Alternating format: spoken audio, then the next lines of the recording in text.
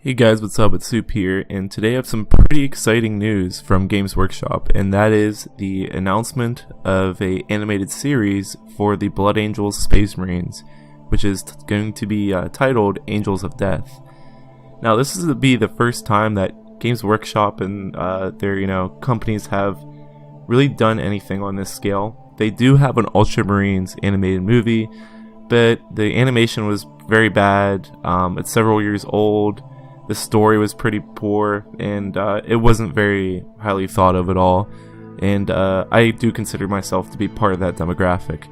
But this is truly exciting because there is a novel called Helsreach, which is about the Black Templars and their exploits. There is a group of fans who had made a fan series of it, and it had a very unique art style, which is to be expected given the fact that, they aren't given very much funding at all. They're not given any funding. Any money they have, they put into themselves. But they have actually liked those people's work so much that they took them in and obviously funded them for an official project, and they're going to be working on Angels of Death. Now, they haven't really announced exactly when this is coming out. We do know it is coming out in 2019, but not exactly when. But one of the things that's really exciting about it is that they have said that they're taking in some of the Black Library's most renowned authors to work on the project. Whether that means it's going to be big names like Dan Abnett or William King, we really don't know yet. I would probably think that it's going to be more like people such as James Swallow, who has actually written 2 omnibuses for the Blood Angels already. And maybe some people like Aaron Dembski-Bowden, Guy Haley, Graham McNeil, choices like that, who are also solid writers in their own right. It is going to probably be time for me to revisit the Blood Angels omnibuses again. There's 2 of them, so I believe it's 6 novels and a few short stories. And I generally remember enjoying them. I remember that I thought the story was generally provocative and fun enough to read, but it wasn't absolutely outstanding. But I do think out of all the people, James Swallow is probably the most well-equipped to write for the show. Now, I think the choice to have Blood Angels be the main focus of the series is really interesting and really offers a lot to write about in terms of character development. I will probably be releasing lore videos about the Blood Angels in anticipation for this series, even though we don't know exactly when it's coming out. But the Blood Angels really struggle with something called the Red Thirst and the Black Rage.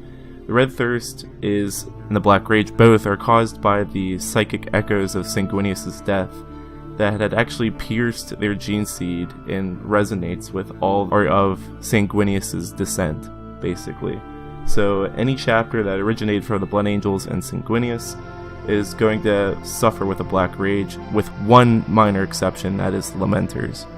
And I think that's going to allow for a lot of different character development, because we're going to be seeing characters struggling with this. It's going to create tension within these groups of people, and ultimately I think we're going to be losing some characters to this, and it's going to have to force the other characters to move on and kind of reconcile with the fact that this is the fate that they're eventually going to be met with as well.